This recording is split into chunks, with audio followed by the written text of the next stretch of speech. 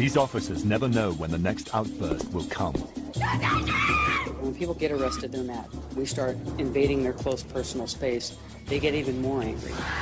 In the line of fire, surrounded by drug addicts and the mentally ill, violence is the only certainty. We got no time for the games they play. Hold up, man. Hold up, man. Take my cuffs off. Ain't nobody talking to you. This is where crime and punishment meet. This is County Jail.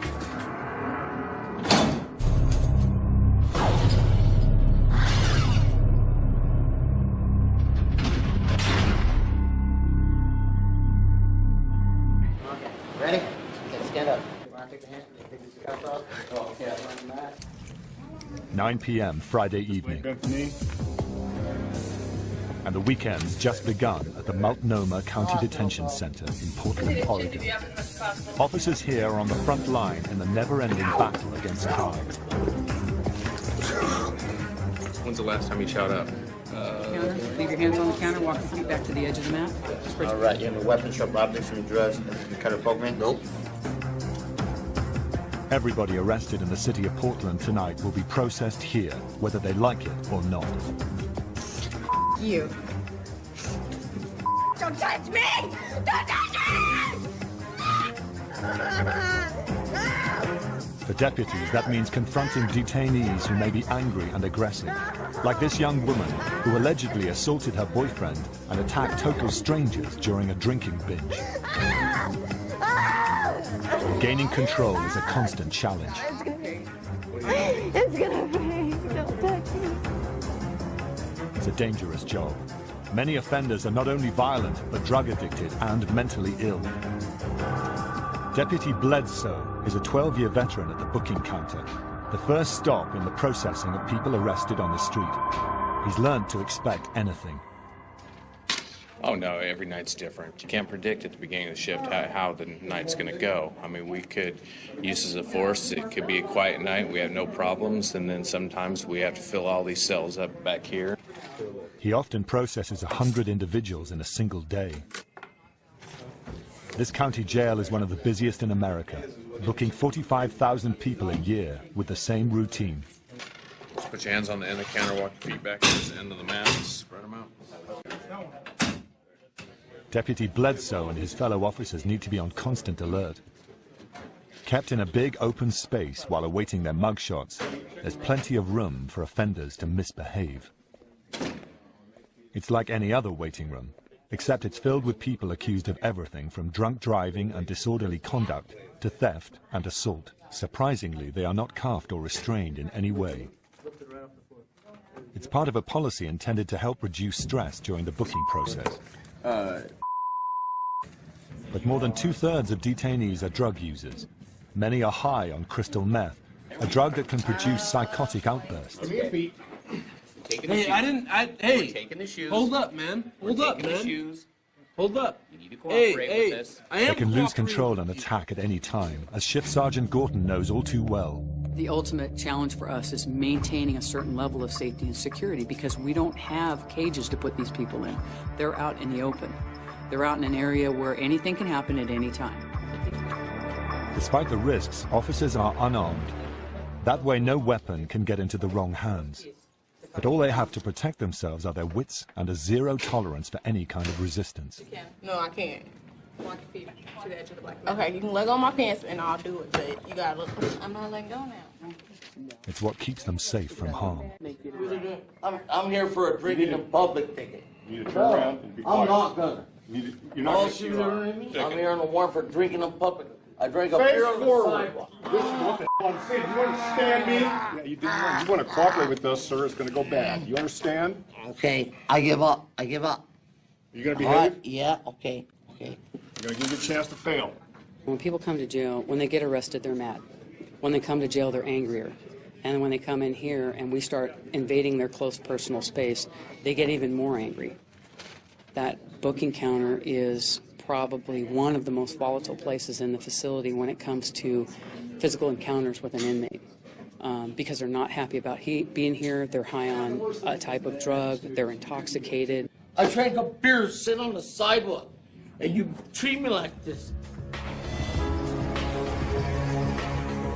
Due to an increase in drug abuse, work has become increasingly intense for Sergeant Gorton and her deputies.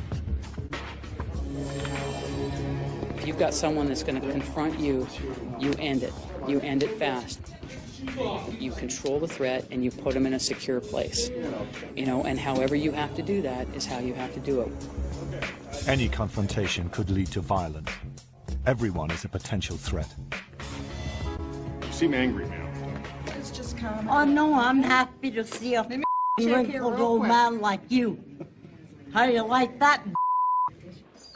Late in the evening, a belligerent detainee puts Deputy Bledsoe immediately on guard. Sharp on you?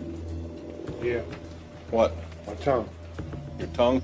Police arrested the man for disorderly conduct. Officers say he has a history of street fighting. Where were you born? I was born in a reservation. The handcuff comes off, put your hand flat on the counter, do you understand? Yes, sir. But when the cuffs come off, it's easy for a suspect to lash out. Reach down, take your shoes off, place them flat on the counter. Yes, sir. Sir, yes, sir. Take your watch off, place it on the counter. Sir, yes, sir.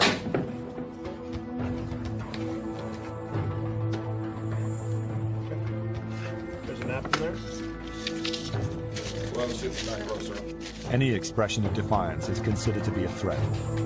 As officers are unarmed, any resistance could seriously undermine their authority. Head off, stand behind the podium on your right. Yes, sir. What's up, guy? And talking back just isn't tolerated. What, bro? What are you? It's a mistake the offender pays for with a visit to one of the unit's 9 isolation cells. We got no time for the games they play. He had a definite attitude when he's walking down there. He wouldn't follow direction. He went and stood behind to get his picture taken. He copped an attitude with me, and he just wouldn't cooperate. So we put him in ISO 4. The 6-by-9 foot room is a stripped-down version of a standard cell with a wooden bench and no bed. With so many volatile drug addicts coming in nearly every night, the isolation cells are in constant use. That's very common. We'll have like maybe on a rough night, maybe 10 of these. More than that. The detention center deals with a constant flow of drug abusers. The initial booking process is just the beginning.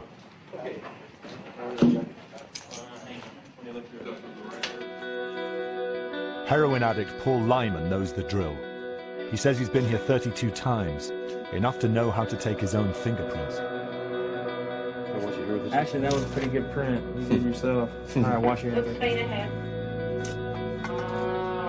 Tonight he's booked on a charge of petty theft. He was stealing clothing to support his drug habit. Once he's processed, Paul Lyman will be moved onto one of the upper floors of the detention center, into one of the housing cells. The 16-story high-rise in downtown Portland holds nearly 700 inmates, more than some state penitentiaries. Inmates are held until their hearings or trials, or to serve sentences ranging from a few days to a full year. We have everything that a state penitentiary has. We have inmates that are in here from the state penitentiary awaiting trial. We have murderers, we have rapists, we have drug addicts, we have drug dealers. Heroin addict Paul Lyman will be the latest addition. But before he's taken to his cell, he must be strip searched. Green booth. Step into a green booth on the left, find your name hanging from one of those blue bags. Strip down naked. Okay? Inmates often hide drugs and paraphernalia in clothing or body cavities. You too, raise your arms in the air. Head forward, enhance your hair. Open your mouth, dentures, partials, anything come out. Nope, take your hand, lift your balls of penis, turn around. Bend over, spread your butt cheeks, and cough. You see your feet, booger your toes. Next one. Thank you. There you go. As an addict, Paul faces something far more harrowing than a strip search in a jail cell. Denied drugs, he'll go through a long and agonizing withdrawal.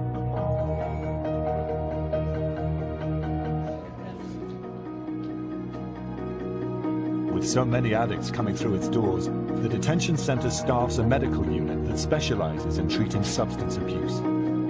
Tonight, nurses will have to deal with Paul Lyman's heroin withdrawal. Staff nurse Topor will administer a course of drugs called a protocol to counter the harmful effects. We have several protocols, but we have a very specific one for alcohol withdrawal. And then we have another one for people in opiate heroin withdrawal. It's very specific also. They're based on the fact that both of those withdrawals can be so harmful that we really need to push those drugs in order to prevent further damage to this person who's really suffering from it. Out here to the left on the black line, stop at the corner. Addict Paul is now ready to be transferred to the detention center's 6th floor where his cell awaits. For now, he'll have nothing but a bed, a sink, and a toilet. And without heroin, he faces a series of long and painful days ahead. A busy Friday night at the Multnomah County Detention Center in Portland, Oregon is heating up as midnight approaches. Been here before? No? Shift Sergeant Gorton, a 10-year veteran of the facility, heads into the parking area to help her team. A new detainee has just been brought in, only he's unconscious from drinking. He woke up and talked to us just fine for a while. Hang on a second, guys. Sergeant Gorton breaks out smelling salts to revive the man. No más? All right, come on out. Venga aquí. Mira, ¿tiene problemas médicos? No. ¿Estás tomando medicina? Sí. Nearby, trouble is brewing when another suspect refuses to do as he's told. You know what? You need to knock it off right now. Why? Sergeant Gorton immediately takes control. You just shut your mouth. Yeah, exactly. Beat my tear me up. Let me explain something to you. If you want to be treated with respect, you treat me with respect, treat my staff with respect, all right? We're going to treat you exactly the same way you treat us. Okay, when you come in here yelling and screaming, you're going to get a lot of negative attention. They're just doing their jobs, okay? He's just doing his job, I realize that. You stay cool, I'll stay cool. If you rise back up again, I'm going to get angry again. I won't. All right. All right, thank you, ma'am. All right. If you come in here and you're up here, it's our goal to get you down here so that we can get you through the booking process. I want to be able to show my staff it's easy to physically control somebody. It's a lot harder to verbally control somebody. Our goal is to verbally control them before we have to physically control them. On hectic weekend nights, these deputies face a constant struggle. Remember, they're unarmed and words don't always work, especially with more and more drug users coming in, bursting with hostility and rage. Like a man picked up on a theft charge at a local bus stop. He's moving faster, dog. Why should I be? How much they be scared, man? What's your name? Don't worry about my name. He's so aggressive, Deputy Bledsoe suspects he's on methamphetamine, or meth, a highly potent form of speed. Take my cuffs off, cuz. You know what I'm saying? Do you want to be a... Meth can cause psychotic outbursts, so Bledsoe and the other officers surround him to prevent any violent attacks. Get off me, man! Man, don't touch me, man. Don't touch me, bro. Get off me, man. They move him to an isolation cell and take the cuffs off, but he only becomes more aggressive. Get down on your hands and knees. I can't win. I can't win against all y'all, man. You're right. I can't, but I'll be out. Put your hand under your belly. I'll be out. If you move, I you know, will I'll be be tased. dead, because I'm a black man, and I'm white America. To protect himself and his fellow officers, Deputy Bledsoe points a taser, a 50,000-volt electroshock gun, at the detainee. It's the only weapon he has. As he reaches for it, things turn ugly. But eventually, officers control the situation without resorting to the taser.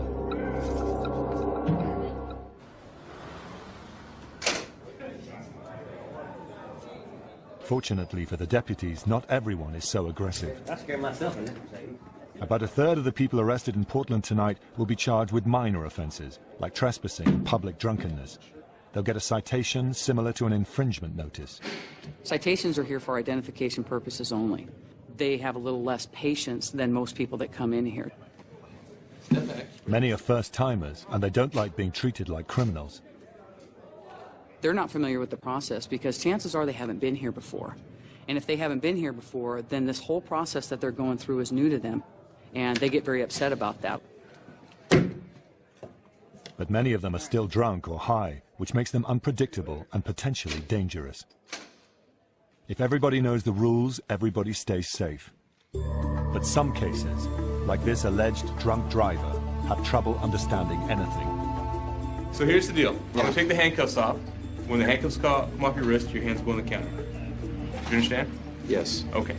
And by taking your hands off the counter, I will deem that a threat to my safety and have to take appropriate actions. You don't have to worry about that. Okay. Well, I'm just saying that's the I way it understand, but you understand that I'm not gonna. Okay. You are in no danger. Put your feet nice and wide for me. There you go. Just put down, please. This man seems harmless enough, but detainees could be concealing anything, anywhere. The deputy takes no chances. We've had guns on the counter, we've had knives on the counter, where officers miss them on their searches. Keep your hands on the counter. That's why when we tell someone to put their hands on the counter and don't move them until I tell you to, because I don't know what you have on you. Next, the deputy confiscates personal property to be returned upon release and takes fingerprints. That goes back to her, this goes to you. Wipe off the grease. Garbage can, the garbage, you can have a seat right there in the... Fingerprints are used to record or confirm his identity and to check whether he has a criminal record. The drunk driving suspect is slated for a quick release, but he still needs to follow the rules in the open booking area. Don't put your feet up there.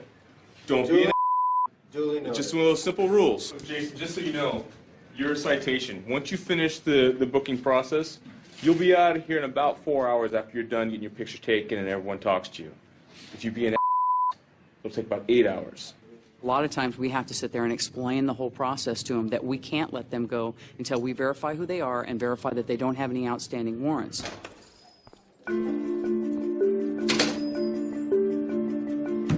Surprisingly enough, some people even turn themselves in at the detention center. People like Miranda Harris, a 28-year-old drug addict.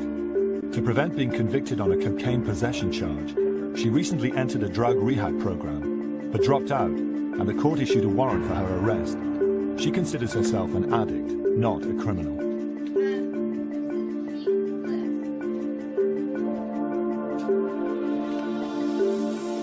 No, I'm an addict. That's not all I am. Though I might share a similar charge with someone else.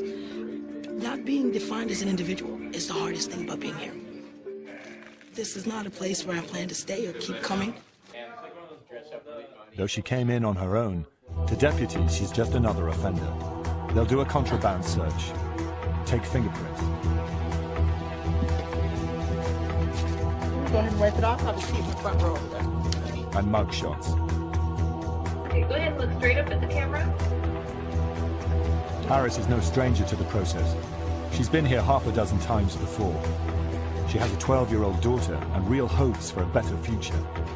But the rehab program may have been her last chance to make good in the eyes of the court. Now, when she faces the judge, he could let her drug conviction stand, and she could do serious time behind bars. Harris will be held for the whole weekend in a housing cell on one of the building's upper floors until her hearing on Monday. But first, officers in the classification unit must work out which cell block she'll go to. It's their job to assess each inmate and the danger they represent to themselves and others. If she's paired up with the wrong cellmate, somebody could get hurt. For the detention center, it's a critical process. A few years earlier, a violent inmate attacked and killed his new cellmate. I told you the last time you were here, Yes, you did talk to me last time. Okay, it's very important that you tell me the truth, okay? How long are you going to be here? Till Monday. Monday? Till Monday. We'll go back to the marshal's court on Monday. Deputy Towers Picton bases her decision on Harris's non-violent history and Have you ever been known a drug victim of use. sexual assault while in jail? No. You're going to be withdrawing from drugs? No. You're not on drugs right now? No. No? When was the last time you used drugs? On the 28th of May. I feel blessed to actually say that, because last time I was high. I know. Yeah. That's why I said it's important that you tell me the truth, because I wrote down you were high. The And deputy knows that if inmates are coming down off drugs, they could behave erratically. I interviewed her the last time that she was here last month, and she was trying to tell me she wasn't high, and she was definitely high. And this time her pupils were dilated, her mannerisms were agitated, and she had all the symptoms of still being high. Okay, just sit down. She assigns Harris to a women's unit where many of the inmates have addiction problems. She sees substance abusers like her reoffending all the time. You just have a seat, they'll be processing you here very soon. I'd say 60% are high, and 40% are mental. And once in a while I meet a sober person, but it's very rare. Okay, ladies, follow that black line down to the red line. The last step before she's locked up, a strip search and a new set of clothes.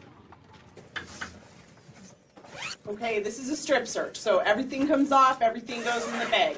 We get pat down even here. Just being naked, the circumstances are shameful, and therefore brings about the feelings of violation. It really sucks.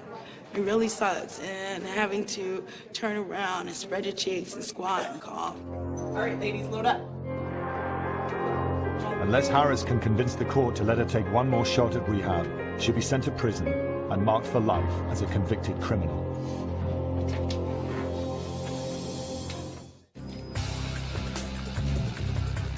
Hey, you want to take your hat off or your sunglasses? Do you have any jewelry of any kind? Sunday, but it's no day of rest at the Multnomah Detention Center in downtown Portland, Oregon.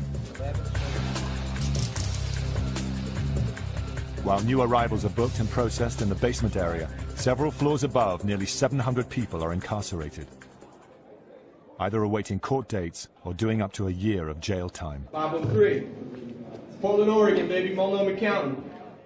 The jail is filled beyond capacity, so maintaining control and preventing violence is the first priority. To manage the flow of inmates, 5 floors of cell blocks are divided into small housing units.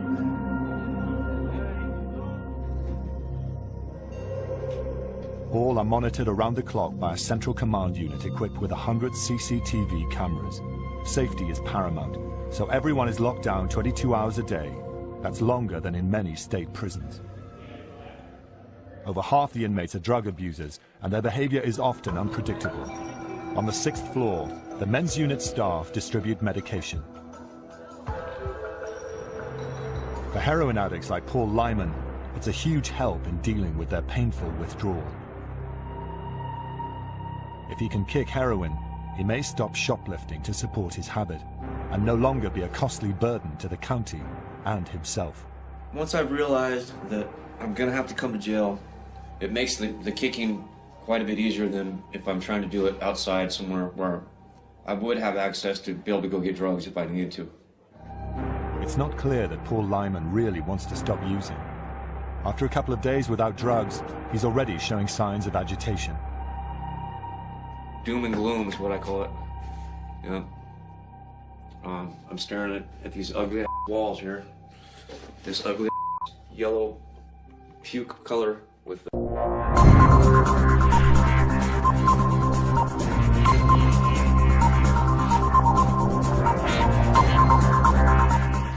scrawlings from retarded freaks like me, you know, just scrawling stupid on the walls. And I'm sitting here staring at it 24 hours a day.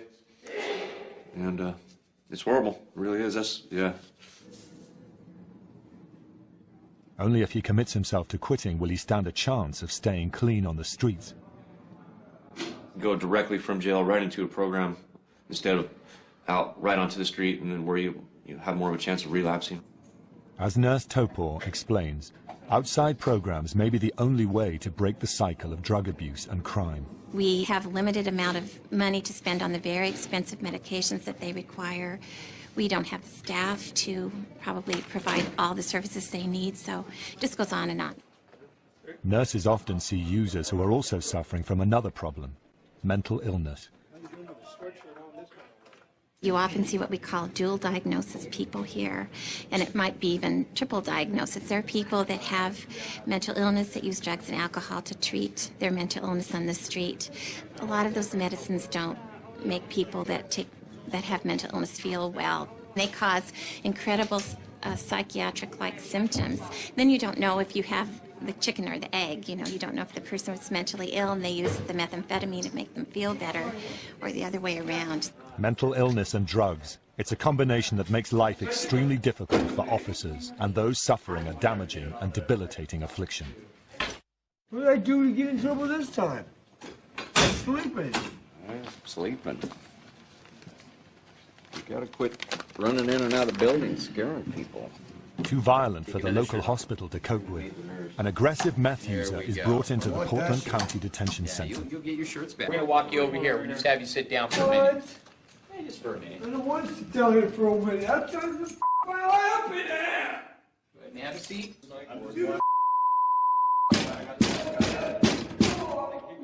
Their psych ward called me and told me to come get him because they couldn't handle him. He was being like this, so uncontrollable that they couldn't even get to him and administer sedatives.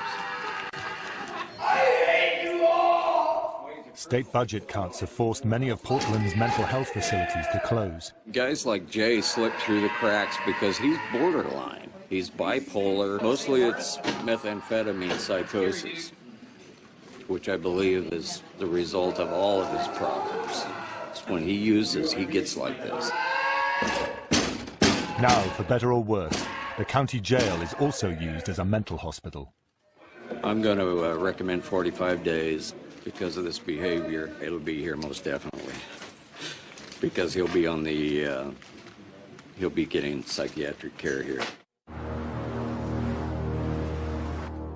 When the mentally ill are out of control, they are sent here, cell block 4D, the psychiatric ward. It's home to the 10 most extreme cases of mental illness on any given night. You need to pull yourself under control, okay? Tonight, the Deputy Bledsoe works on the unit alone. It's his job to make sure that none of the inmates in the unit harm themselves or anyone else. You got to read these people. Sometimes they'll be fine in 1 minute, and next minute they'll just snap, and they'll be on you. Very assaulting. The majority of your staff assaults occur in this unit. For safety, the cell doors are locked at meal times. Bledsoe serves their trays through a narrow food port. Hot tray. There you go, man. Enjoy. And when it's time to hand out medication, he escorts the nurse to discourage misbehavior. Most of them refuse to take medication. They're the feces eaters, the flooders, the ones that are really combative, the ones that are way out there. And we can't force medicate them, so this is where they go. One inmate called Parish George also claims he didn't receive his breakfast this morning. He's been eating his own feces ever since. Bledsoe calls the duty sergeant and asks for a deputy to be posted outside his cell to prevent any further self-harm. His assignment is suicide watch. He'll just sit there and check on him every 15 minutes until it's a constant watch. All the deputies can do now is wait and watch. But most inmates don't harm themselves. They're actually afraid of being assaulted by other, more violent inmates. There's always a chance that you come out this door that you're going to be confronted. There's always a threat of violence. Whether you're going out to use the phones, whether you're getting your meal, whether you're going to rec, it's always a possibility. Ain't nobody talking to you. You heard what I said. I mean, I'm not a troublemaker. I just keep it simple. I don't really start trouble and stuff, but I do defend myself. Drug addict Miranda Harris is only going to be here for another day until her court date. But that already seems too long to wait. I could deal with isolation. I can deal with the nasty food. I can deal with all of that. It's what it represents that's driving me crazy. Miranda claims she was committed to legal studies until she was arrested for possession of cocaine. Now she's an inmate, sharing a cell the size of a bathroom with a woman whose crime she doesn't even know. Their only activities, sleeping, reading, and some daily recreation. Hey, dinner time, ladies. Want to open up your door? Why don't you come out and get your trays? At mealtime, Miranda has 15 minutes to eat. We had greens, we had this one piece of meat, And it's a piece of cake. I miss my vegetables. The food still sucks, and nobody's heard of salt and pepper here. Yeah, it's gross. Tomorrow morning, she'll ask the judge to let her return to rehab, even though she's already dropped out several times. She couldn't handle the program's strict rules before, but now she wants one more chance. I'm trying to avoid prison. You know, if I'm terminated from this program, I wind up on probation, I have to do more jail time. And really, I'm not even concerned about that as it is keeping a felony on my record. Having a felony on my record, I can't deal with that. I can't deal with that, and that disturbs my goals to finish my paralegal studies. If she can't convince the court she's ready to build a better life for herself and her daughter, her future may be behind bars.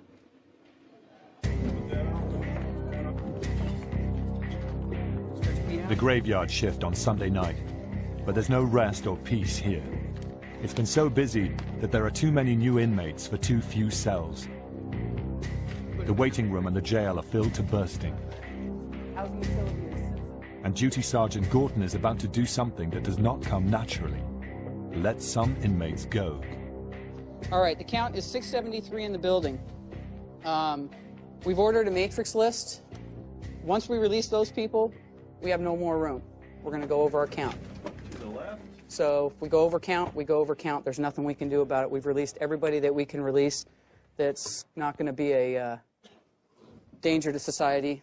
Everybody stand up, grab your papers and clothes, and come on back. Overcrowding forces Gorton to actually release detainees back onto the street. It happens so often that the jail has developed a system to deal with it.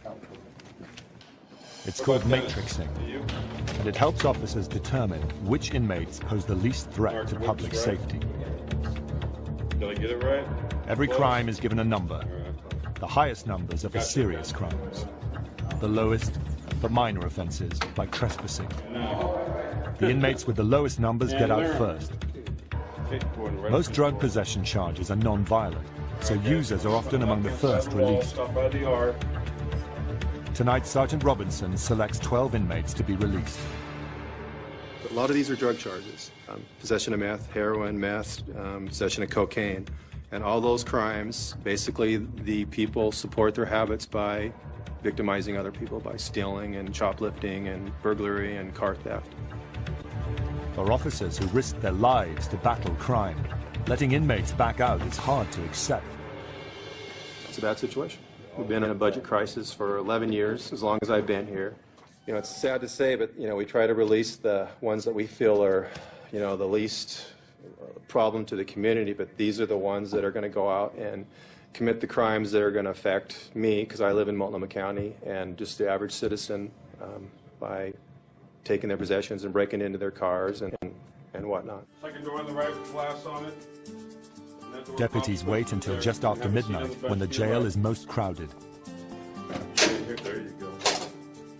Then they notify the inmates minutes before their release. Naturally, no inmate is sorry to leave. I was laying in bed and the officer came by, tapped me on the shoulder. First thing he said, "You're not dreaming." I said, "What's the up?" He said, "Roll up, you're going home." And here I am. They got a 23-hour lockdown here at the Justice Center, which is kind of unhumane, you know, a little crazy. They keep bringing them in and we don't have a place to put them. The county continues to cut our budget. You know, public safety is not high on anybody's list, it seems, anymore. Unfortunately, because of that, we have to let these offenders back out into the public where they're more apt to reoffend. We've let people out and 2 hours later they're back. How you doing? How you doing? All right. Let me guess, you didn't have any shoes last time you left, did you? No, I had some. Someone walked away with them. For some of the inmates who remain incarcerated, it hasn't been such a good night. In the jail's psychiatric ward, inmate Parish George has had another psychotic episode. 2 days ago, he was eating his feces. Now he's cut his wrist with a food utensil. Acting Sergeant Phelps got to him before he could seriously hurt himself. I got the spork away from him. That's what he was cutting his wrist with. He's definitely going to be going on suicide watch. Since his jail clothes could be fashioned into a noose, George has put in a suicide smock. It's made of anti-tear material. All your stuff put together, okay? And Max, have the worker come down and bag up his stuff. Make sure he wears gloves, because I don't know where blood got. I don't think he's bleeding that much, but I'd rather have him do it than you. Behave yourself, all right? Now, Sergeant Phelps needs to get George out of the unit while they clean up the blood and mess in his cell. He handcuffs him and leads him out, but George is angry. Telling them, well, kill yourself, you piece of shit. You don't got no balls, da-da-da-da-da. Pisses me off. Sergeant Phelps watches the troubled inmate closely. Although he's handcuffed, he could still attack the officer. Phelps wants to get him into a new cell as soon as he can. But there's a problem. If he puts him in a cell with a double bunk, George could fling himself off the top. Can't have you in here because there's bunks and, you know, when you're into self-destructing behavior, can't have you jumping off a bunk to hurt yourself. So there's going to be somewhere where there's, you know, just one bunk there. You appreciate being cooperative. Phelps manages to find a single bunk cell in the overcrowded jail. Come on through here, Mr. George. Get you out of those handcuffs. Get you some decent quiet here. With George in a new cell, Phelps can bring medical officers up to treat him. It's hoped they'll be able to calm him and keep him from killing himself.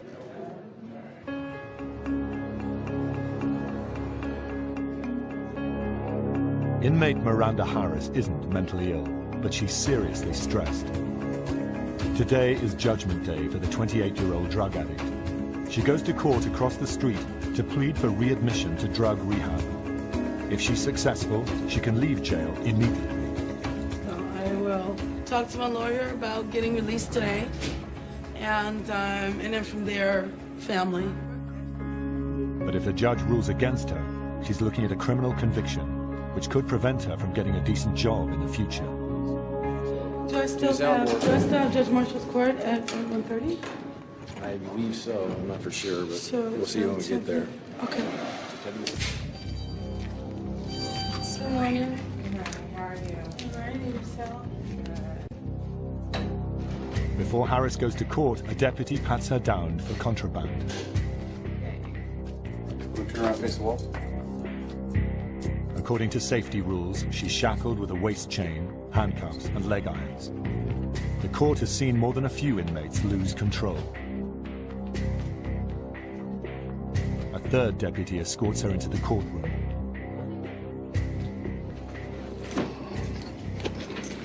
Okay, who's next, Mrs. Steele? Miranda Harris. All right.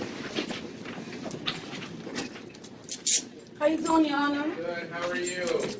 Blessed. What we know, Ms. Harris, is that you were on a last chance basis here since February 28th. Getting back into rehab may be harder than Harris expects. The judge makes decisions based on hard facts, not sympathy. And Harris has dropped out more than once. Last time, the judge told her it was her last chance. All right, Ms. Harris.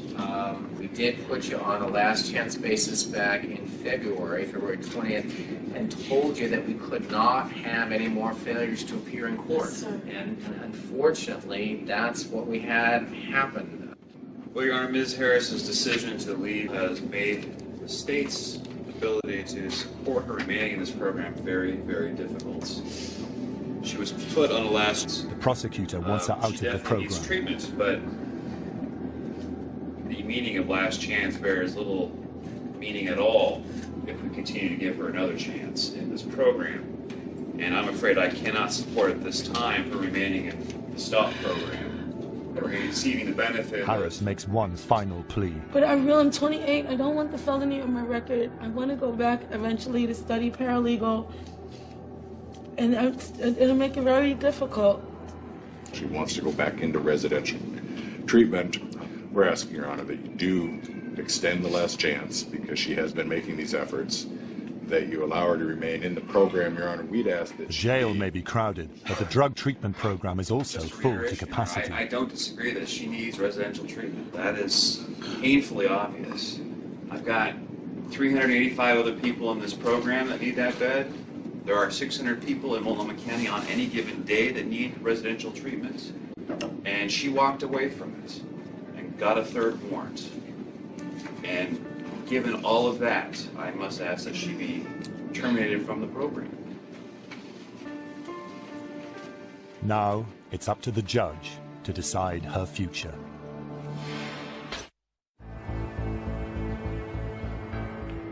I really don't want to be terminated from the program. And Your Honor, I have a report from Enact. Now, If the county court allows addict Miranda Harris back into the Stop Drug program, she can dodge a criminal conviction and go home. The alternative isn't pretty. More jail time. Harris waits for Judge Marshall's ruling. Unfortunately, we are going to have to terminate you from the STOP program, and we had back. The judge kicks her out of the program. Dates now. She now faces the drug charge that originally brought her to court. Back in January of this year, we did have you do a guilty plea to 1 count of unlawful possession of cocaine. We're going to go ahead and enter in a judgment of conviction on that count. Miranda leaves the courtroom a convicted criminal. Good luck to you, Ms. Harris. Thank you, Your Honor. The judge orders her back to jail for a 10-day sentence. After that, 18 months probation. And if she gets caught with cocaine again, she'll get an automatic 6-month jail term.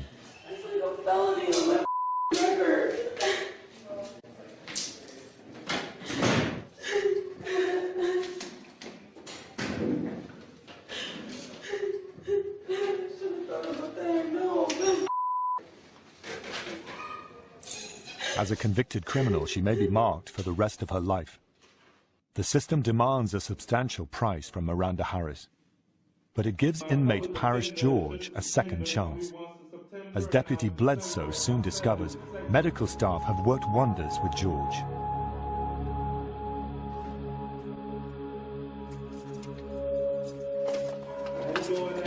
I'm doing all right. How you doing? I'm doing lovely. Good. Fantastic. Okay, these are crushed. All right, that's cool. They've adjusted his medication to prevent his extreme highs and lows. Sometimes I'm right in the middle like now, but sometimes I can't help myself to react the way I do and talk the way I do and stuff like that. I was just, so upset that, I was just going off the wall about, just everything. Oh, yeah. Psych.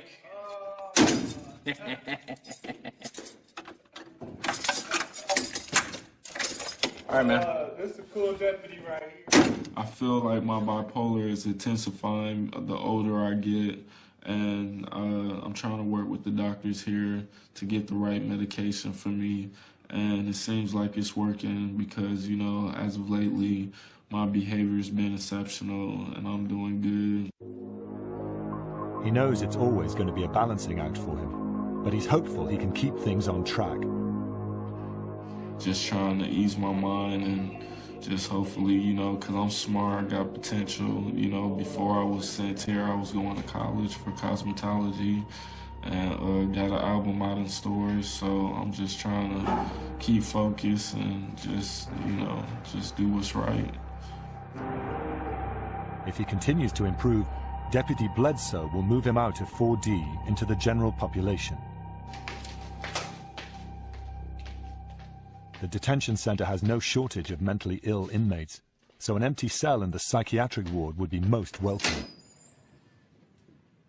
At the front desk downstairs, the daily parade of detainees never stops for officers like Deputy Bledsoe and Sergeant Gordon. This time they're saying goodbye to Paul Lyman and Miranda Harris. God is off the damn food chain. Miranda has completed her sentence. Now she's got less than 24 hours to register with her probation officer, or she'll be in trouble. God, I better never get up like a She'll have to comply with weekly visits and random drug tests for 18 months. Hey man, do you have a light? One slip and she'll be right back in county jail. It has happened to her before. Okay. Man, I gotta put these things back on? Exactly. Yeah. Oh. All of your jail clothes, including the shoes, this pin right here. All right. The overcrowded detention center releases heroin addict Paul Lyman early to make room for more dangerous criminals. No, this is big on purpose.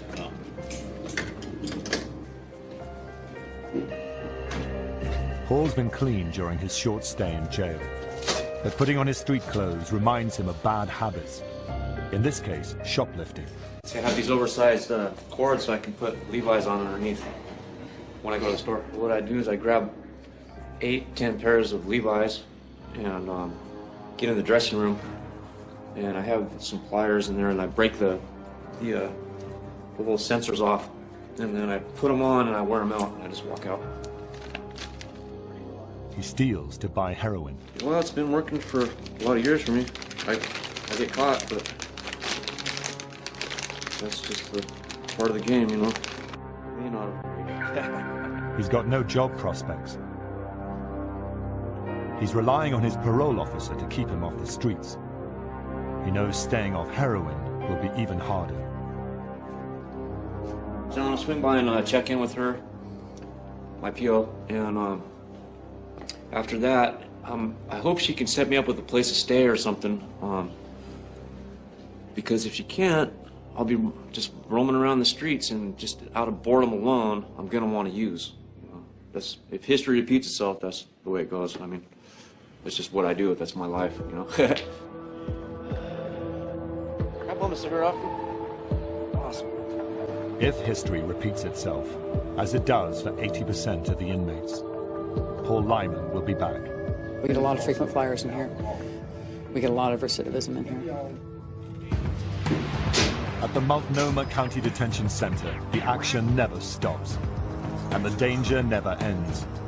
Between the violent offenders, the mentally ill, and the substance abusers, each day Sergeant Gorton, Deputy Bledsoe, and their fellow officers will be there, risking their lives in the fight against crime. They know that no matter how many inmates pass through, the cells will always be full at County Jail.